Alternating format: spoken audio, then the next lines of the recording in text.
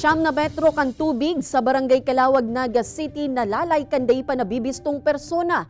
Panahabon na kuananin CCTV. Tutukan sa report ni Jessica Kalinog. Nakalaog na sa meter box ang siyam na clustered o magkataraid na metro nin tubig sa porsyon na inikan Vilmar Homes sa Barangay Calawag, Naga City. Pasado 1:30 nin maagahon kan Marso 7. Kansarong daibistadong lalaki ang nagpabalik-balik sa lugar, partikularmente sa nalalaagan kan mga metro kan tubig. Mahihiling man ang makapirang beses kaining paggilid sa may haraning tindahan, mantang may piglalaog sa iyang daradarang bag. Kinaagahan kan madiskubre kan mga residente na nawawara na ang siyam na water meter sa lugar. Insigida po, nagpadara kami ng tao duman sa Vilmar para po ma-inform sa mga consumer na ang sendang metro nahabon.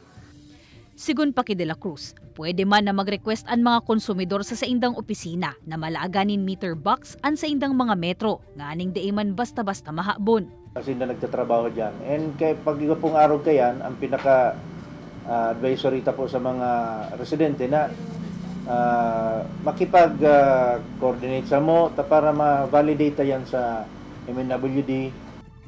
Kasong theft ang posibleng kahampangon kan naghabon kan mga metro kan tubig. Violasyon man kan anti-fencing law ang pwedeng ikaso sa nagbakal kaini. Mientras tanto, nadakop na kan Police Station 2 kan Naga City Police Office sa ginibong hot pursuit operation ang notorious na parahabon sa syudad. Ang sospek, huring nakapambiktima nin sarong tindahan kan nakaaging aldaw sa Barangay Balatas. Asin nahagop nin CCTV gamit ang sarong top-load na trimobile kung sa inalalay kaini ang maabot subuot sa 7,000 pesos na cash sa tindahan. Na-recover man sa sospek ang vault cutter na ginamit kaini sa pagraot sa padlock kan nasambitan ng establishmento.